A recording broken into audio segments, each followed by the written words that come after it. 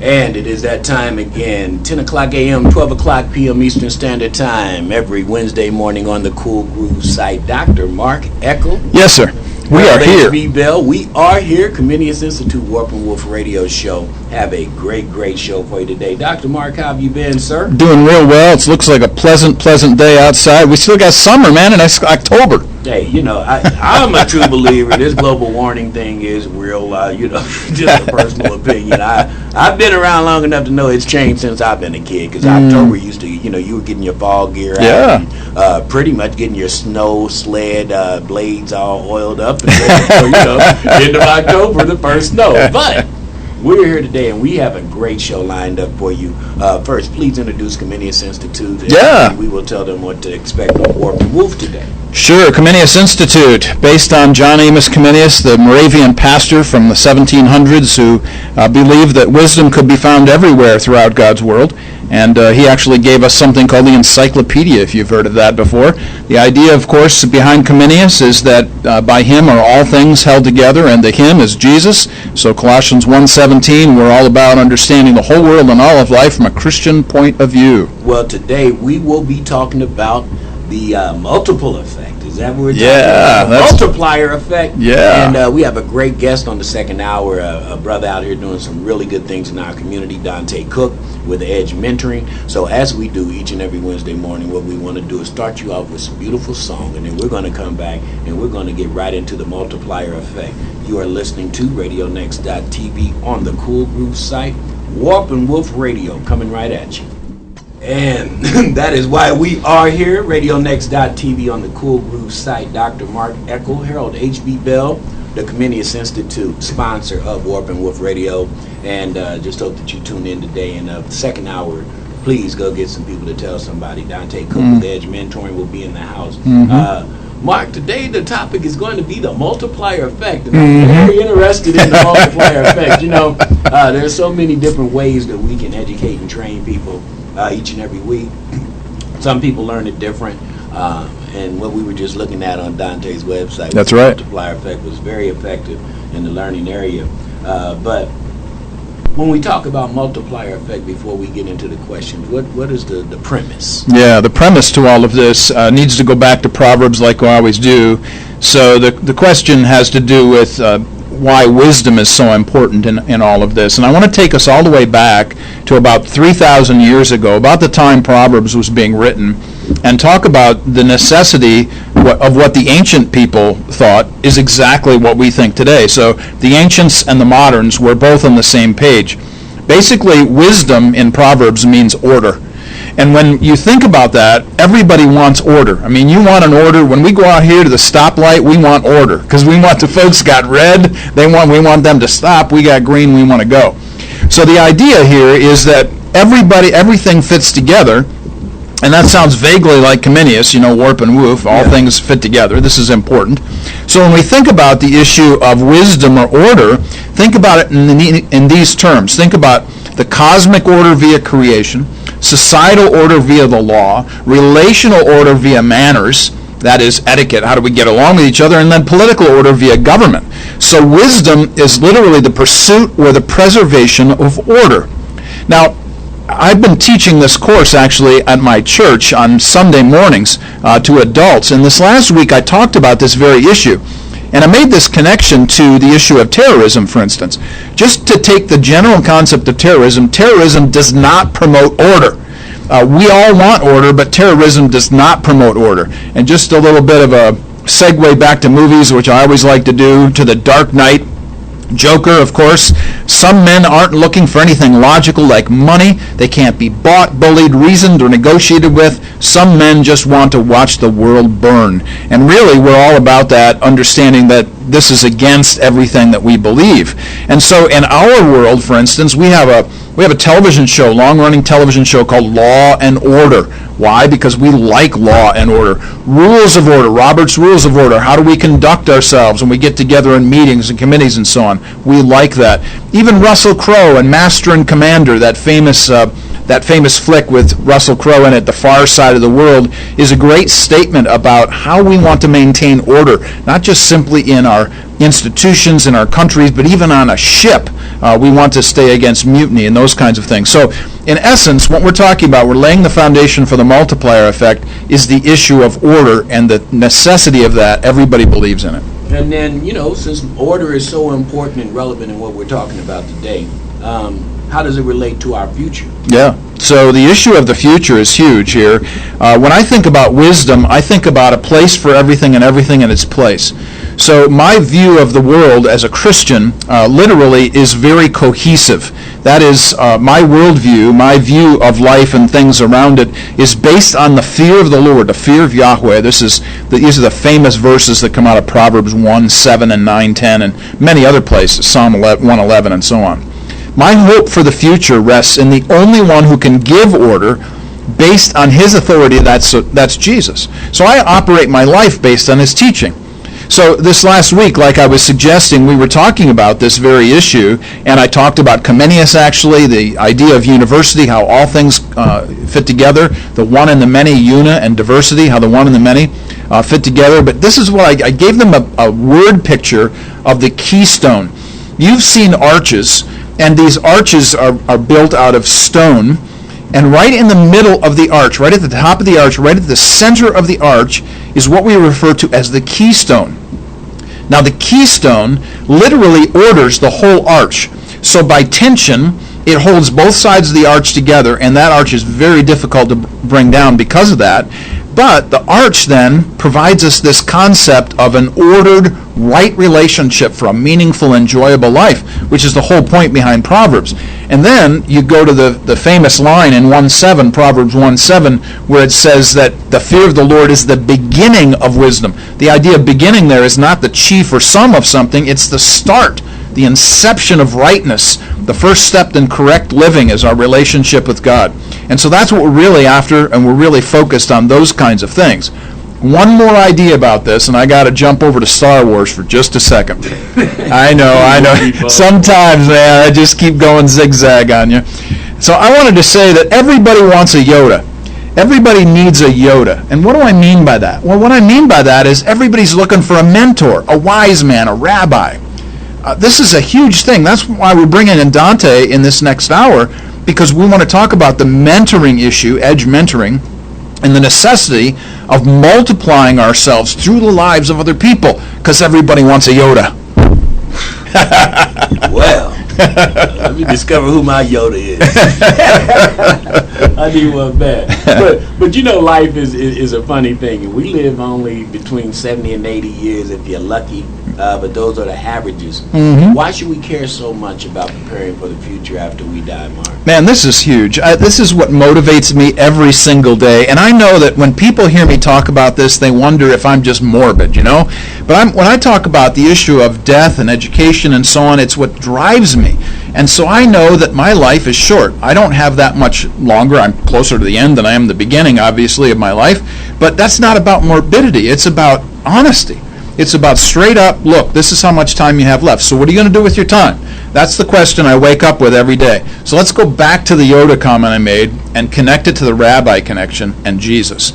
Jesus said in Matthew 11:28 that my yoke is easy. He said there's a whole bunch of other folks out there, other rabbis that have other yokes. Let me explain the concept of yoke for a second.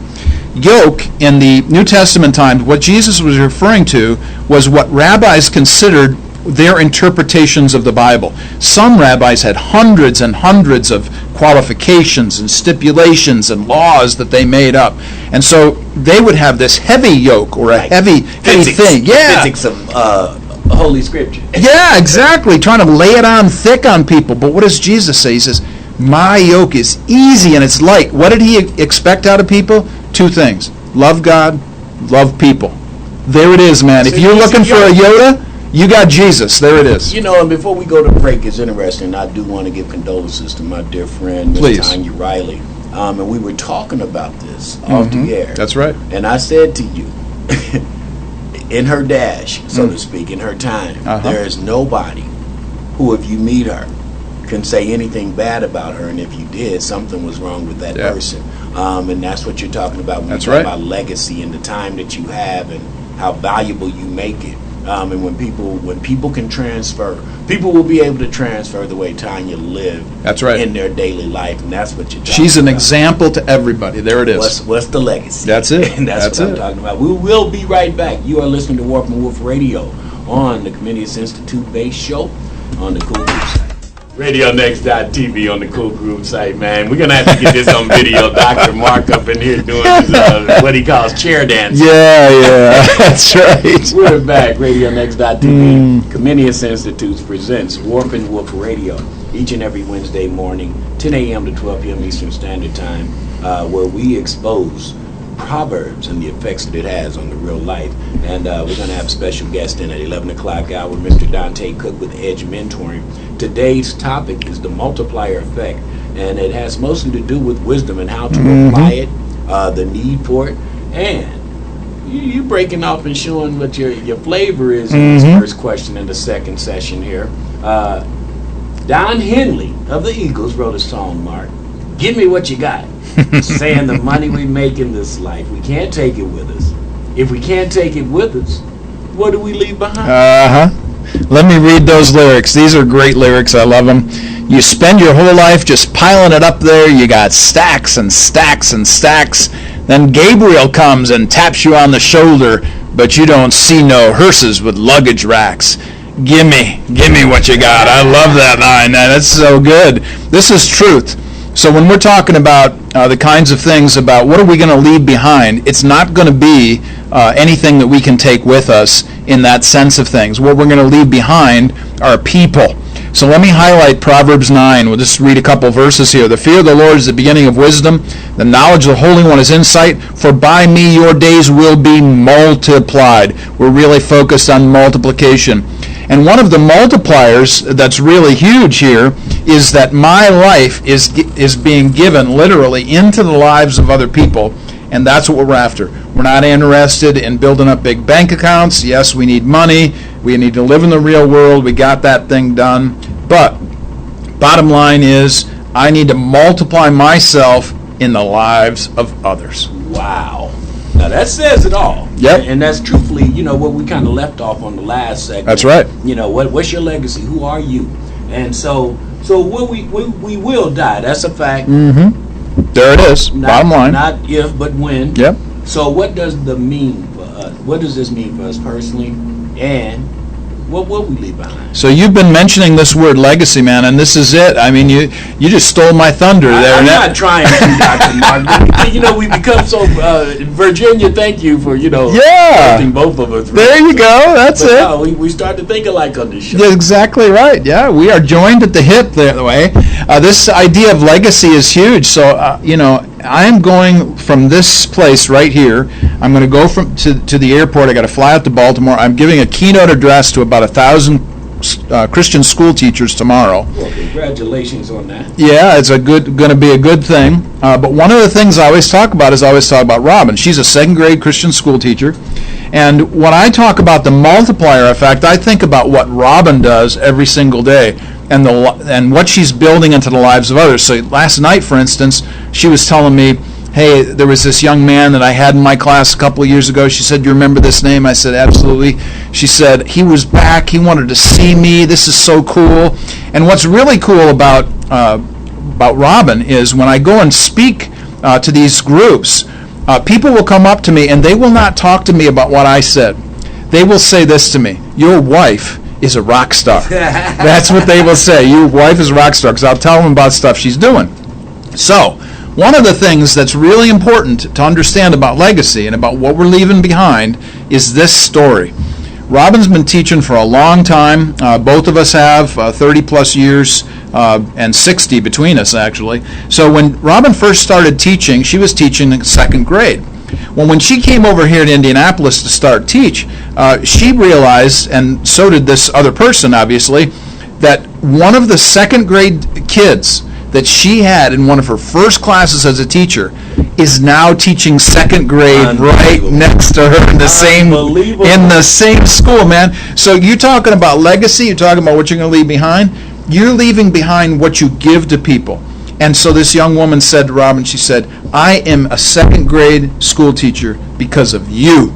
You are the reason why I am a classroom teacher. This is what this thing is all about. So we are talking about a rock star and my wife. We're talking about edge mentoring. We're talking about multiplier effect. We want to give ourselves into other people. That's our legacy. There Culture. it is. That's it. Yeah. Yeah. Unbelievable. So how can Christians be invested in the multiplier effect? First, I know it's finding the design. Yeah, exactly. So we all have to be intentional about what we do. Let's just be saying that right up front. Everything we do is intentional. So whatever you do, you have to decide. You have to design it, as HB just suggested. We have to decide what we're going to do. We're going to design it, and then we're going to intentionally lay it out. So I'm going to give you just some examples of this. Some of these names you've heard before if you've been listening to the show, but I want to mention them again. Some of them are new.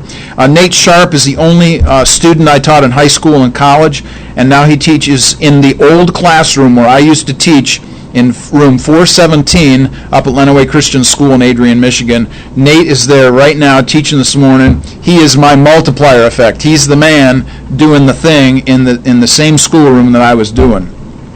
Daniel Pate, we had him up here.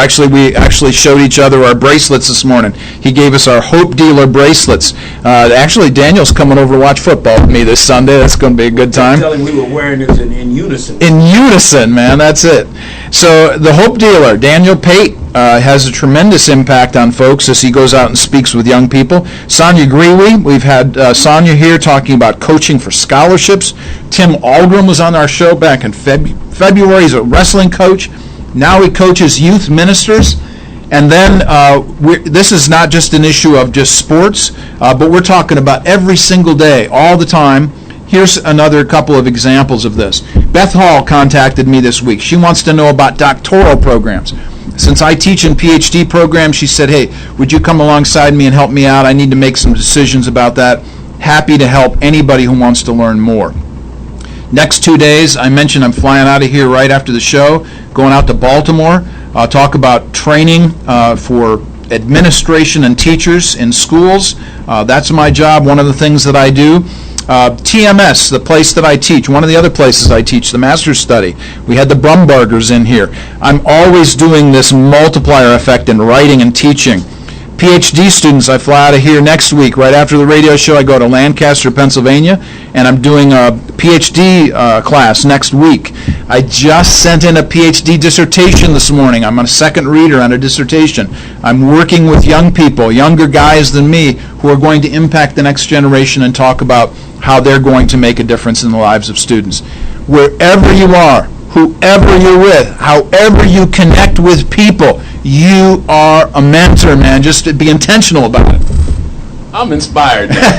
I'm so inspired. We're going to take a break and when we come back, we're going to go into our third segment. But no, I understand, man. And really, it's so beautiful when you can, transfer knowledge and then That's it.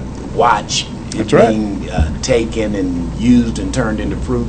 We're going to come right back. We've got one more segment in this first hour before we meet Mr. Dante Cook. You are listening to Warp and Wolf Radio on the website at Radio. And we are back. You are listening to Warp and Wolf Radio, Comenius Institute-sponsored program where we help you understand how Proverbs relates in the real world that we live in. And we are talking today about the multiplier effect and what we're taking from this, Dr. Marker. What I'm taking from this, and hopefully the listeners are, is your influence and your input into this time that you have on this planet. That's right. If it's worthy and if it's real, will create duplication, triplication. That's right. And if you're really good, quadruplication. Yeah. Really, if you're really good about what you do, then people will watch you, follow you, create the same element of energy that you That's are, right. and then be able to go spawn and spark other people. That's right. And that's what we have to get more of. And we were listening off air, and I just heard you talking to Candace about that very thing. So we want to talk about the Christian community engaged. How do we keep our Christian community engaged? And so how should we Christians think about the multiplier effect, Mark? And then tell us about your cultural reading this week that relates to this. Yeah, so the multiplier effect, just to emphasize again, is multiplication, it's discipleship, it's mentorship, coming alongside folks. You're building into other people, you're giving yourself to other people, you're sharing your life with other people. I do this all the time as a teacher, as a mentor, as somebody who's coaching folks to do one thing or another. But everybody can do this. Doesn't matter who you are, where you are. It's just that you are intentional about the folks that you're with, and that's really crucial, how you're going to commit to those people. So let me just share this one piece that I found this week that I thought was really powerful. There's a book out there called Multipliers, How the Best Leaders Make Everyone Smarter, which is a really cool idea, how the best leaders make everyone smarter. And then the woman who put this together, her name is Liz Wiseman, and you can actually find this if you check out Multipliers, go to Liz Wiseman. She's actually put on the net her PDF, her slideshow of what does it mean to be a multiplier versus a diminisher. And this is just wonderful. I won't even touch on the diminisher aspect, but she talks about a multiplier as being this. Listen to these words: a liberator, a challenger, a talent magnet. I like that one. A talent magnet, bring those folks in. A debate maker, and then finally an investor. Now, I'm going to be straight up with you, HB. We talk about this, off air and stuff, but man, I got to tell you, you are my investor. You are the guy who's brought me along, helped me, connected me with all these folks. You're the talent magnet, man. You do this all the time. You're always hooking us up with different folks. Look at you. Look at you. Up right now. Don't give me some tissue.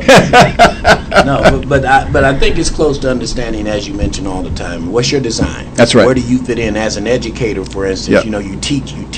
That's you right. teach all the time. When we're in the break and we're discussing things, you're teaching. Yeah. So that element is necessary. Right. I mean, it's so necessary in trying to explain and understand to folks. When Big Ray was in here, we were talking about pulling back the layers. Mm-hmm. And a lot of young people don't even have a clue of what's under that next layer. Yeah. So, for instance, I want to be an auto mechanic, like they were talking last week. Last week, you might not really want to be an auto mechanic after you start pulling back the layers. Sure. You just might like the way cars look. Yeah. So instead of being a mechanic, now you can become a designer, because we found out you're not trying to fix cars. Yeah. You like the way they look. So That's now right. you can help design how they look, but at least we found out through the teaching process, through that question and answer process, this is what this young person really That's likes. right. So that's important, man. So this issue ultimately leaves us with an idea that I wanted to just share with everybody real quick, because we want to make sure that we give the full hour to Dante Cook when he comes in. This issue, I think, for us is huge, and I'm going to just share this. I've been teaching this concept for years. The wise person desires consistency, dependability, seeking a stable basis for life. So I'm going to tell you about my SPUD test. My SPUD test is real simple. SPUD. The S stands for sensible. This issue of sensibility. How does life look to us? Does it work properly? Those kinds of things are going to be important for us. Is it prudent and logical? Or is it based on emotion? That's the S, sensible. P stands for practical. Does it work? Can people live this way? Or when it is applied, is it useless and unbeneficial? The U stands for universal. For all people, all places, all time. Does the view of life produce help for people throughout history? Or are people hurt by these ethics? And then finally, the D in the SPUD test, dependable. Is it consistent? Are the ideas based on changeless sets of standards? Are they based on the whim of human decision? And of course, as the Christians that we are, we really focus our attention on the emphasis of who Jesus is and the dependability that he brings us. There is my SPUD test. I feel like a potato up here now. But before we go to this break, I welcome Dante into the studio. Give us some of the cultural readings this week. That you could think the Christians might want to incorporate in their daily life. Sure. To try to be a talent magnet and a mentor. If you do a Bing search, for instance, and you look up the multiplier effect, basically what you're going to find is folks that are focused on economics or money. How do we contribute something so that we can grow whatever we've got in the bank? Now that's good as far as it goes, and I'm sure we could have some kind of folks up in here that would talk about business or banking or economics, and I would love to have those kinds of programs as well. But when we're talking about the multiplier effect, if you Bing search this, talk about the multiplier effect when it talks about people. And that is the focal point of anybody who does discipleship, anybody who does mentorship, anybody who does coaching, anybody who's invested and involved in anybody else's life. That's what the multiplier effect is. How can I see my way clear to build into somebody else so that I can leave a legacy? And remember, legacy isn't what we leave behind, it's who. Because my wife, Robin, is a rock star. Lucky you. Yeah. Little lady's a rock star, too. We're going to come right back. Meet Dante Cook. You are listening to Warp and Woof Radio on the Cool Groove side of RadioNext.tv. You are listening to Radio Next on the Cool Groove site. This is Warp and Woof Radio coming to you every Wednesday morning, 10 to 12. We are anxious and happy that you're here with us. Join us every week here at this very spot, and you can hear us there. We will push out the podcast every week, a day or two after we get done here. But today, we are focused on the multiplier effect and the emphasis that we have as Christians to do good in the lives of others, and by that we mean simply reproducing ourselves. Doesn't matter who you are, what your title is, what your job is, what your description is, you find somebody to build into the life of somebody else, and that's what we're all about. In the first hour we talked about the issue of legacy. Legacy is not what you leave behind, it's who, and the people that you leave behind are most important. And so in this hour, we have Dante Cook from Edge Mentoring, and we're really happy that you're here, man. Tell us a little bit about yourself, your family, and what you're all about. Man, thank you for having me on the show. I am a new Hoosier, as it'll be my 3-year anniversary coming up here pretty soon to being a Hoosier. I come from the East Coast.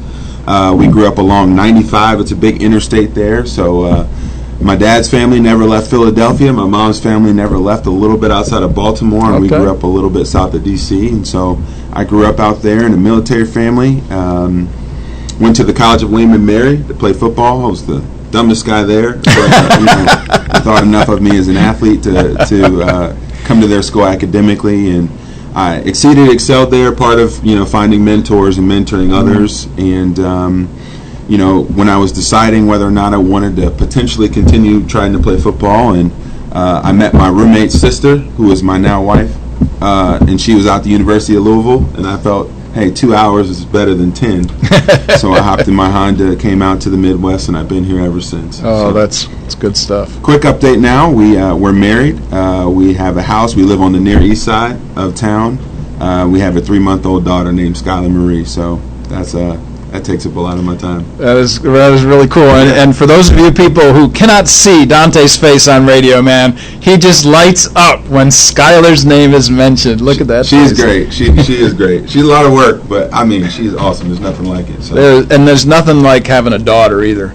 So as the father of a daughter, I got to give you fist bumps, man, because it's going to be all that in the future. You're going to love it. Yeah. Love every minute of it. I'm savoring every second. So. That's really great. Yeah. So tell us a little bit about the whole mentoring issue. Tell us about Edge Mentoring. Kind of give us just an overview of what y'all do there, and what your work is in the city. Yeah. So Edge Mentoring was founded from a biblical perspective. It was really founded from the verse in Proverbs 27:17, as iron sharpens iron, so as one man sharpens another. And it's really critical in life.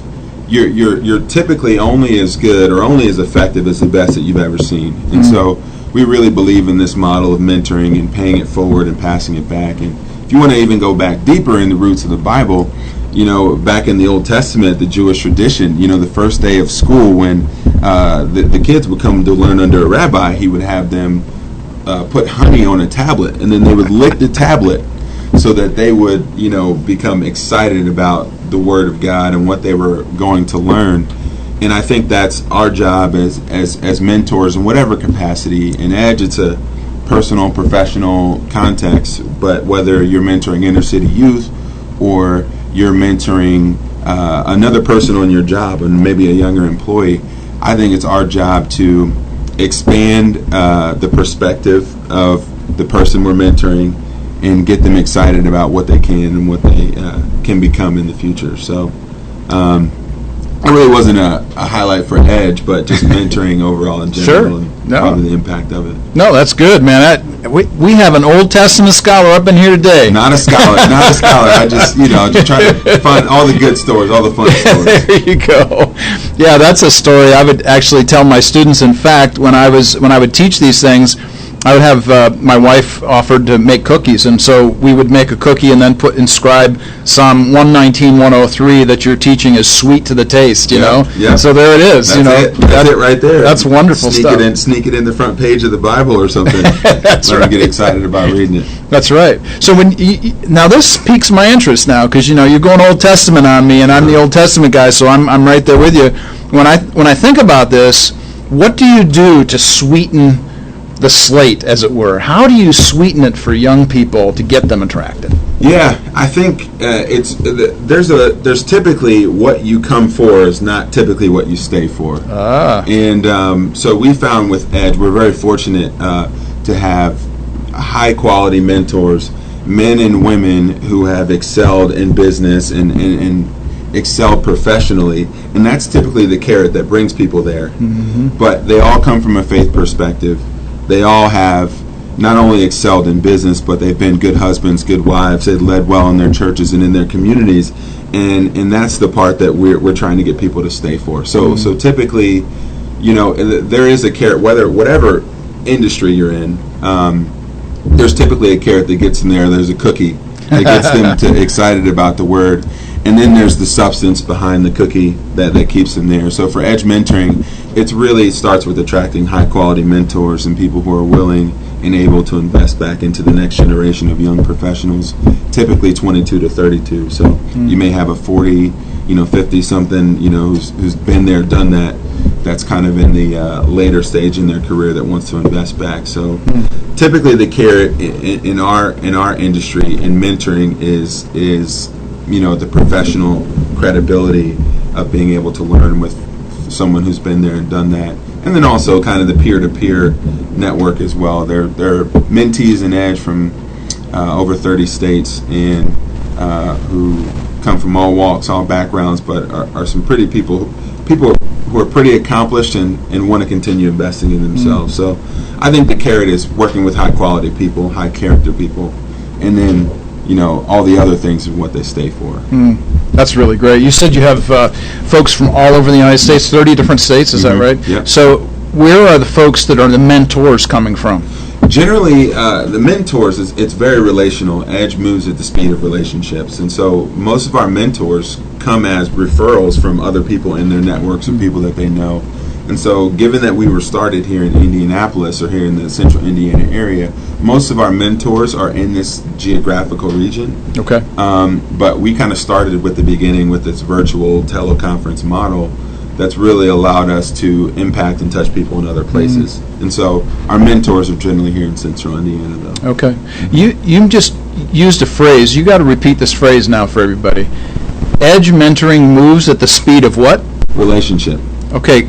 Kind of build that out a little bit. Tell us about why you came up with that phrase, because that just came right off the tip of your tongue. I mean, you were there. Yeah, I think it's true. The Edge moves at the speed of relationships, and mainly it goes back to the idea that we want this mentoring model to be transformational versus transactional. So it's less of a model where you're signing up to get a certificate or a degree, and then you get it, and then you're kind of done. This is kind of, hey, we're going to put you in groups with 5 to 7 other mentees and a mentor that hopefully, as you're making these tough decisions in your early, mid-20s, that you continue to have these relationships as you move on into your 30s and as you move up into your career. And so we can't do that well. We can't replicate well the model if we don't think intentionally about building strong relationship at the beginning. Because if it's transactional, people see right through it and turnover is high, and frankly the results aren't as good versus people who are invested and who want to be involved for a long time. You used a word that we talked about in the first hour I want to come back to, which is the word intentional. So we talked in the first hour about everything is intentional. We all decide to do whatever it is we do, and then we go do it. Talk about the intentionality of relationship as it relates to mentoring. Yeah. Well, we just kind of discovered these over many conversations, but we always say mentoring doesn't happen by default, but by design. So typically when people try to enter into mentoring relationships informally, it's, hey, I really appreciate what you've done. I really like it. Can I take you out for coffee? Once. You go out for coffee, man, hey, let's reschedule in 2 months. And then you try to reschedule, and then it gets moved, and then it gets bumped, and then you get something else pop up on your schedule. And so without an intentional design and framework for when are we meeting, what are we meeting about, what are we trying to get out of this, where are we headed, it really, the wheels come off pretty quickly as far as the impact. And so, mentoring doesn't happen by default, by design. So I think you have to have a structure and a framework about that. And with Edge, as a Christian, as a believer myself, someone who's very busy, a new parent, a football coach, working full time in a fast growing company, I have to be intentional with my time. And I know I have to invest into accountability and discipline and networking with other people and broadening my perspective. But if I'm trying to cobble that together on top of a lot of other things, it really gets hard to do. So Edge is the intentional, for a mentee 3 hours a month that I know I'm getting those things, and I don't have to worry about trying to cobble them together with 5 other activities to do either. So the whole framework issue, the structure issue is huge for you guys, and it's not an institutional issue. So let me back this up and say we're talking about the intentionality, but we're not talking about institutionalizing anything. No. So talk about the difference between those two concepts, intentionality and institutionalization. Right. And so it comes back to the very beginning. We a lot of people say there's a mix of curriculum and programmatic things that we do in Edge, and over 50 plus groups that we have now, we've said, hey, this works better than this. But the core model is getting someone who's done something, who has some know-how, and who's willing to share what they've done well and what they haven't. Don't overcomplicate that. And so that's when you begin to try to get institutionalized. And so every Edge group ends up becoming different. We started to see that, the more we try to make this programmatic and stamp everyone with an Edge badge, you went through Edge and this is who you are, the more we begin to see it's more about the mentor. And maybe they're on a call and someone says, hey, I'm struggling with this. Or, hey, this is how I'm, dealing with a situation with my coworker. And they say, oh, I've dealt with that too. And that situation differs from mentor to mentor, from mentee to mentee. And so you need to have what we would say guardrails for them to run in. But within the guardrails, it's really dependent upon the people in the group and the different needs that they're going to. So I think intentional about, hey, this is the time we're spending, this is what we're doing, this is what we're hoping to get out of it. But, just like church, right? If you're in an evangelistic church, we're going to church from this time to this time where the Holy Spirit moves. That can flow. That can flow. Yeah. So maybe worship's 20 minutes and the sermon is an hour. Maybe worship's 40 minutes and the sermon is 30 minutes. Right? It's guardrails within the framework. So that's intentionality versus institutional. I guess when we think about mentoring. Yeah. You want to give a little love out to your church here this morning? Yes, I'm a member at the church plant Soma downtown. We're off of New York Street in Bevel. So we meet out of the Westminster Family Services building. They've been there in the neighborhood community for a long time. So down there on the near east side, right off of New York Street. So okay. Soma Church is where we go to church. That's great. That's wonderful. Well, before we go to break, I wanted to just mention this because I saw this on social media. So I went, I always ask everybody, hey, send me a couple pictures, but if you don't, I'll just go hunt you down on social media, know. So I was going through your pictures last night, and I was looking at all these different pictures, and I saw one of you, which we actually posted, but it's your dad makes a comment about this picture. You remember what your dad said about this? No. Your dad posts this picture, and your father said, I would take a bullet for this young man. Wow. I would take a bullet for him. I'm telling you, folks, if you haven't met Dante, if you don't know about Edge Mentoring, you got to know about this group. It's a fantastic organization, and Dante is certainly giving us a baseline for how to think about this. Go to edgementoring.org, and you can find out everything about that. You can see our pictures on social media, Facebook, Twitter, all those good things. Reach out in those areas. Dante and I are coming back in the second section of this hour, and we're going to talk more about mentoring and what that means to the next generation of young people. And we are back, RadioNext.tv at the Cool Groove site, Warp and Woof Radio, 10 to 12 every Wednesday morning. We are glad that you're joining us. If you're hitting the podcast afterwards, this is a very important show. We're so glad that Dante Cook is here with us from Edge Mentoring. That's edgementoring.org. And we're glad that he's going to tell us a little bit about the conference coming up on Friday. But before we do that, Dante, this first section that we were talking about, the legacy building into people, talk about this idea of the multiplier effect that we talked about in first hour. What does it mean to you, Edge? Yeah. So Edge, we like to say the multiplier effect as a leader. You're not only, they say the average person has interactions with 10,000 people. And so it comes back to that point of intentionality again. Leaders should not only think about that as just interacting with 10,000 people, but influencing 10,000 people. And if that holds true, 10,000 times 10,000, right? The effect of what you can do as a leader is not just thinking about, maybe a one-to-one model, but a one to a thousands of models. So the person that you touch and that you influence can potentially influence thousands of others. So we really believe that it starts at the top in, high quality teachers and who they're learning for. Yeah, exactly right. I mean, you think about the Bible. I mean, right, Jesus. There's always a teacher and there's always disciples. Mm-hmm. Jesus was the first person who started with the multiplier effect, right? That's it. Started with one. And there was 12 under him, and then now look at kind of Christianity and where it is around the world. The issue of the historic nature of how the Christian message has blossomed, that by itself is a whole church history lesson right there, But when I think about this, I was talking about this in my first hour. One of the guys that I taught in high school now is teaching in the same classroom I taught him in, and he is now impacting all these other young people. Isn't that just cool? Yeah. That's just cool. It puts a big smile on my face when I think about that. So you guys are doing a conference this Friday. Tell us about this conference and why it's so important. Tell us all about it, where it is, who's coming, all that good stuff. Yeah, so the conference will be this Friday from 9 a.m. to 1 p.m. at Grace Church on 146th Street. And the conference, the idea is, the tagline is multiply your influence, impact, value, network, and growth. And so we have four keynote speakers coming in. We have Bob Goff, the New York Times best-selling author of the book Love Does. Greg McCune, he wrote a book called Essentialism. He'll be talking about leading with focus and intentionality. We have a gal named Jessica Honegger. She's the CEO of the fastest-growing socially conscious business in America. They make jewelry and have women from other countries make it and sell it in their communities. So she'll be talking about leading with vision. And then we'll have Mark Batterson. He's a pastor of Theater Church in D.C.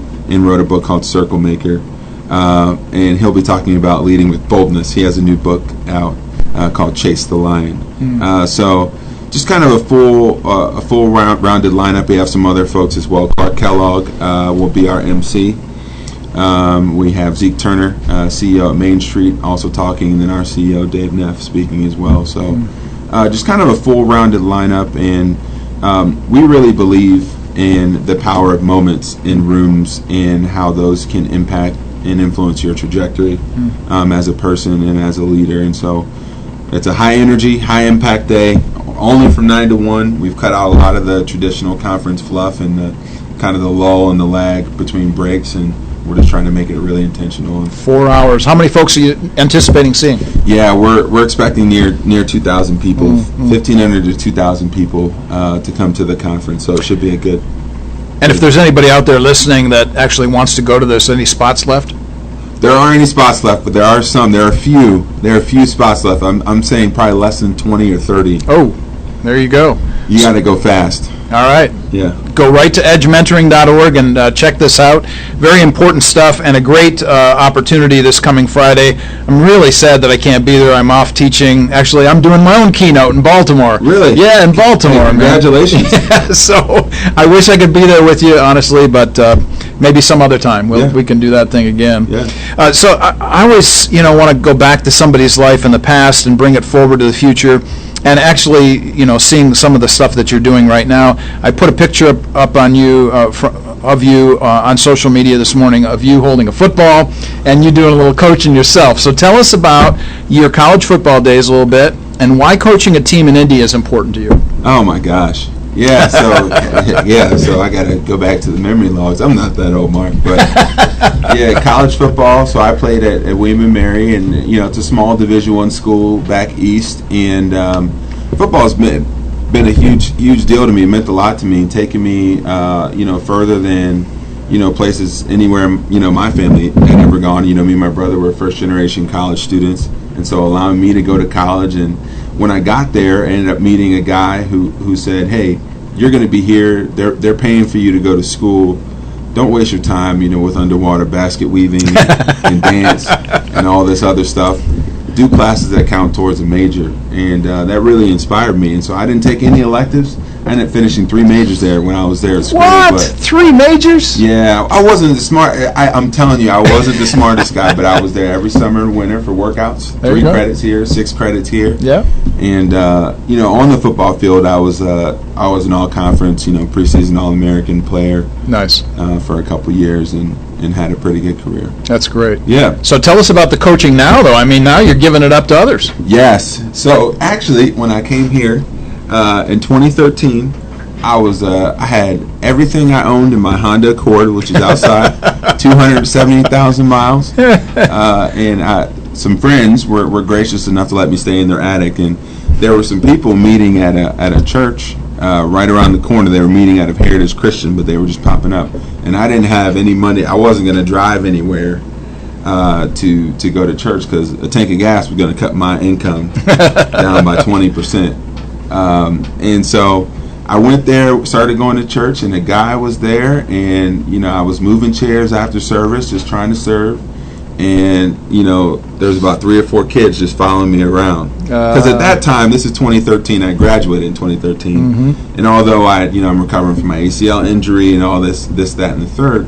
I still look like I played football. I still look like I can move, I can play a little bit. So these kids were following me around, and then afterwards, the dad comes up, who's now one of my great friends, mentors, and he says, "Hey man, you look like you played some football." And I just, yeah, I think I played before. Hey, how about you come out and watch us practice tomorrow? I coach a middle school football team, and so that football team is the Lions Football Club. Started primarily as a homeschool team, and now we're just a faith-based football program that really focuses on family, fun, faith, the fundamentals and fellowship, and so. We're a pretty good team. This year, we're doing fairly well, 8-1. But yeah, it's my 4th year coaching that team. And when I leave work, bless my wife in the newborn. I feel like she's been a single mother here for the past couple months. But I leave work and then I go straight to the football field. And so it's a passion of mine, and I have to give back all the knowledge and ability that I've had to the next people. So that's great stuff. Yeah. And do these little guys look up to you at all? I mean, maybe, I don't know. I think so. Whenever they get a little arrogant, I always got to show them up a little bit. Got to thump them a bit, huh? Thump them a little bit. It's good, but and hopefully they do. And I think it also gives me, when you're in a position where you become the teacher, it also forces you to point the mirror back at yourself. That's right. Because I can't. The Holy Spirit conviction in me says that if you're going to be telling them not to do this and to do this and to do this, well, you have to live it and walk it yourself. Yeah. And so it's been a great growth process for me to keep me accountable and to, hey, practice what you preach. Wow. Yeah. That's great stuff, man.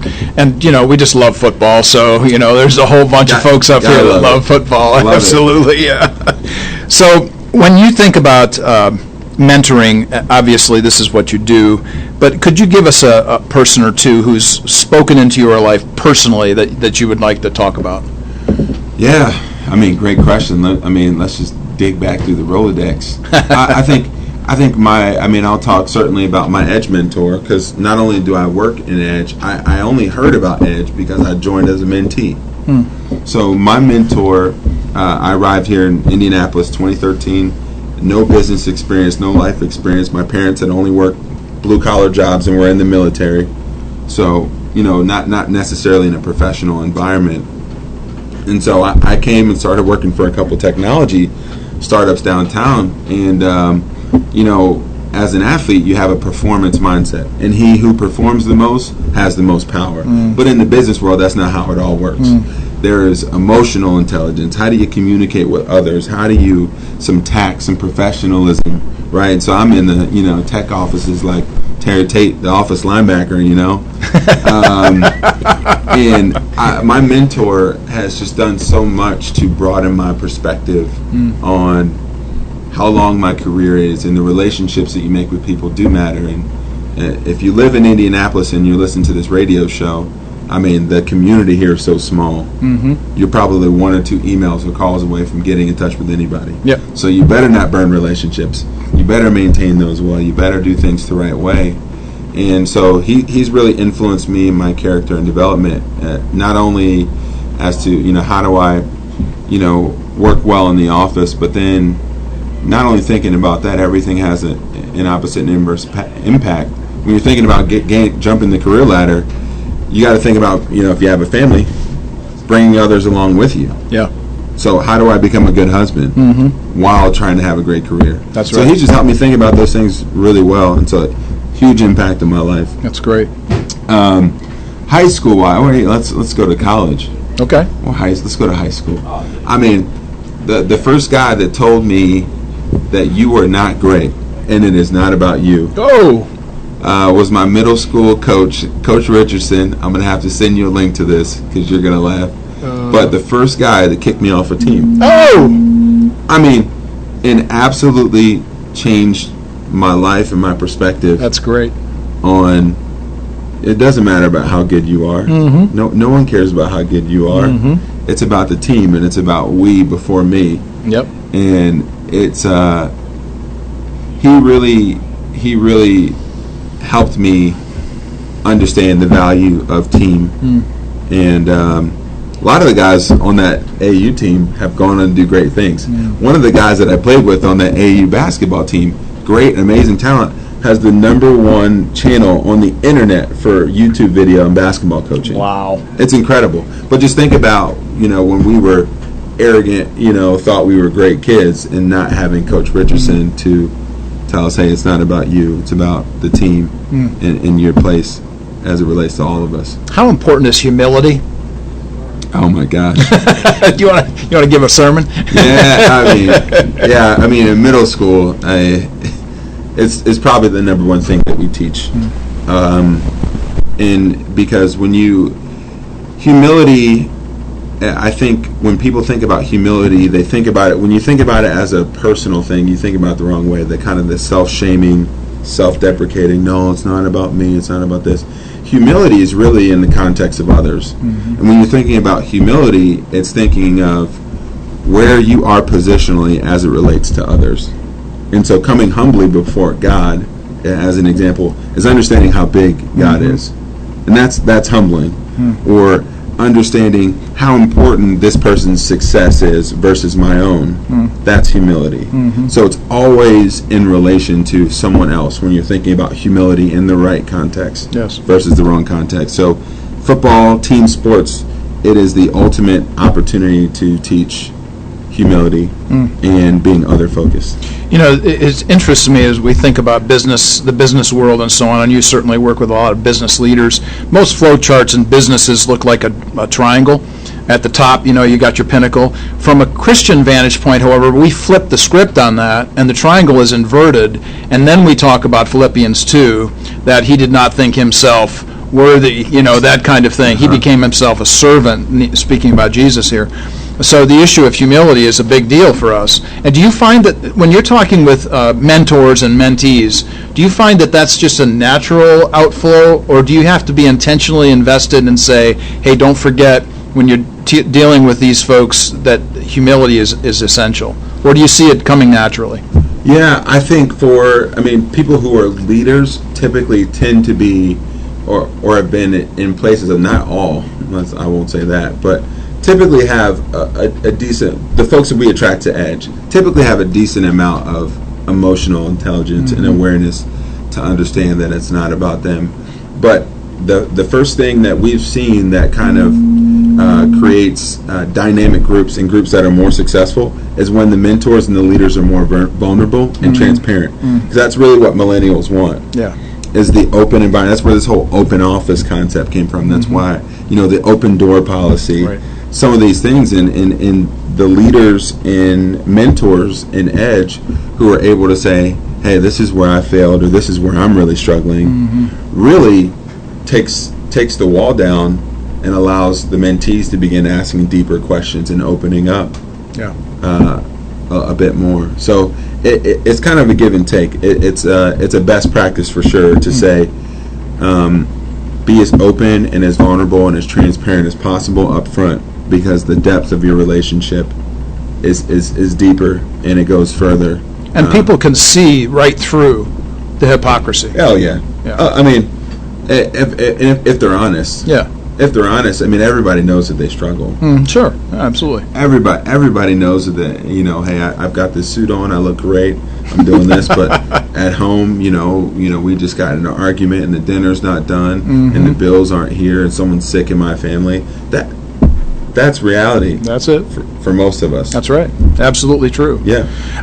I teach, as I suggested, all over the place. I'm going to be doing a session down in Boca Raton in January with a group of church planters down there. And I've done this a number of times. Well, the last time I did this for this group of guys, I got all this stuff. I'm loaded for bear, right? I'm ready to go in and change the world with this stuff. And they start asking me questions. We never got to my stuff. And it didn't matter to me because the stuff they were asking me was real. How does it, the very first question right out of the box, is there anything that you feel bad about as a father in ministry? Whoa! Yeah. And I'm sure that's very real. It's like that's why they have CEO peer leadership groups, or even for pastors, because they're always caring for other people, typically. And to have the vulnerability go both ways is probably not an environment they get a lot. So do you see that working out consistently at Edge? You see that kind of response? Yeah. We consistently see that response, and then what we've done, even started incorporating, is now we have about 4 or 5 times a year where we have all the mentors just meet together and share their wounds, their successes, what's challenging and what's going well, and they've really connected and responded well to that. This is just way off the whole thing, but this thing is flowing so nicely. Do you guys have a book in mind for the future? Are you going to share any of these stories of mentors? Oh, we don't. We haven't thought about it. We're so focused on.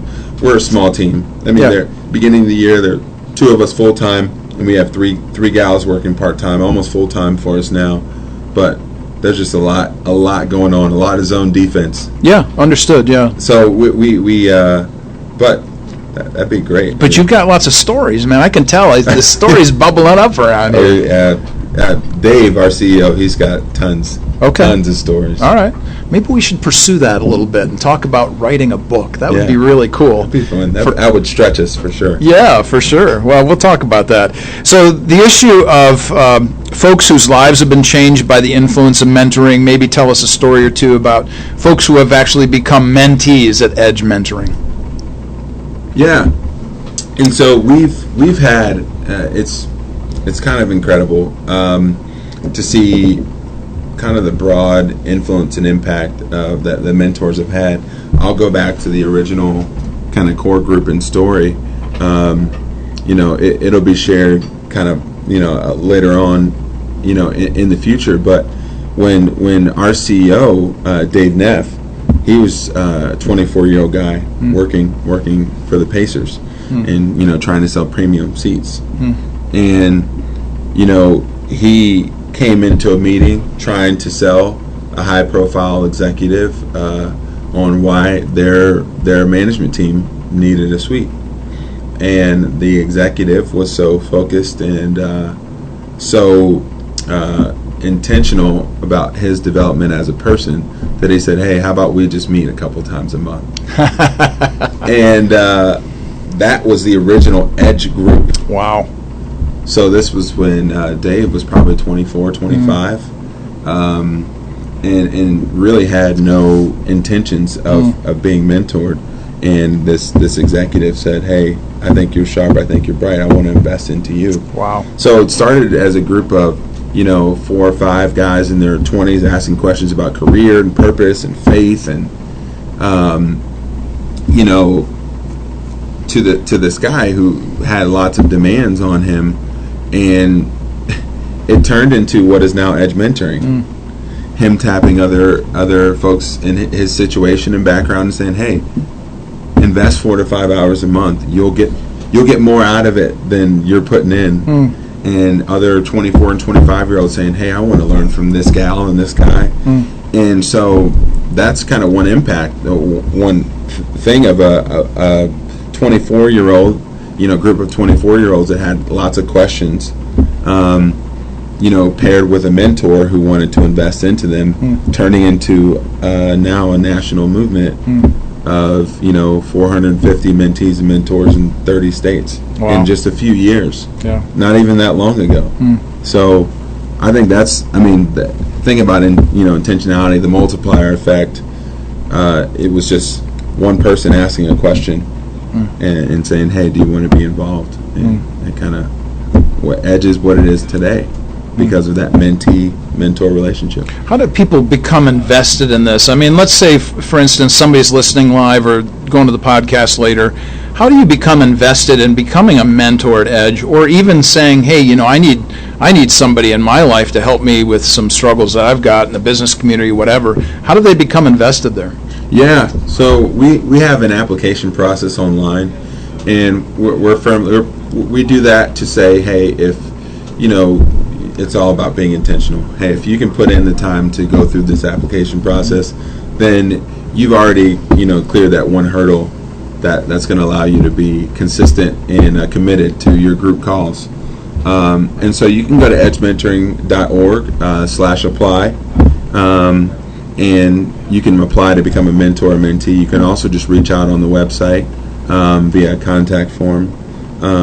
Or if any of you have any questions about Edge Mentoring and you want to learn more, feel free to email me at Dante, D-A-N-T-E, at edgementoring.org, and I'd be happy to email with you, schedule time to talk on the phone, grab coffee, learn more about your story and situation and how we can get you involved and plugged in.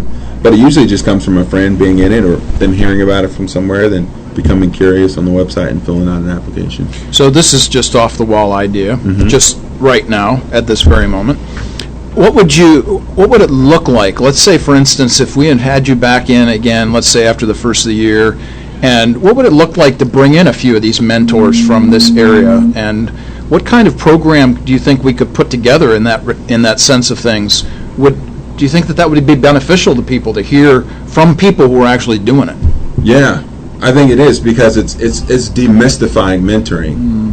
So people often think that we kind of set it up that way.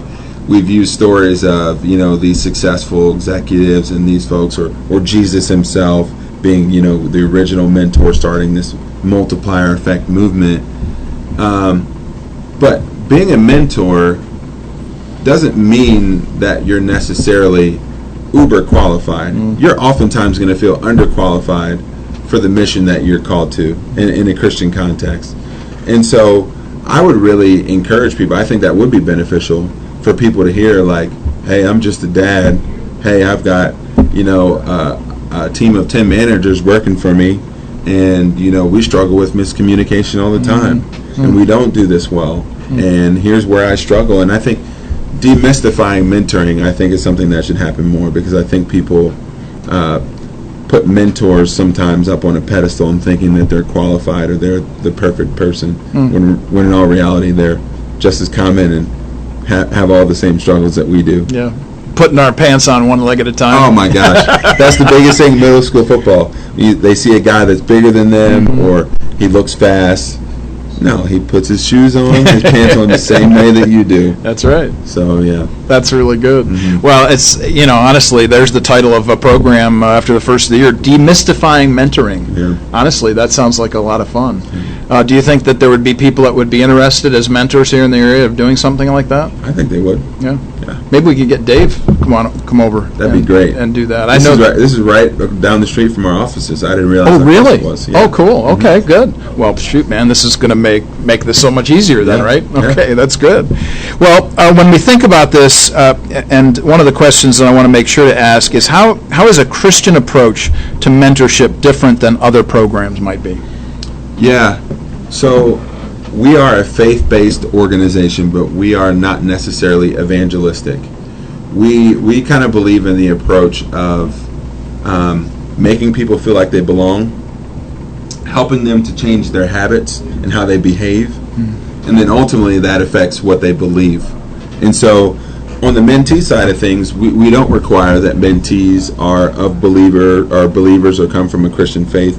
Oftentimes it's that carrot that we talked about earlier. Hey, this person is accomplished and they really want to learn from this person.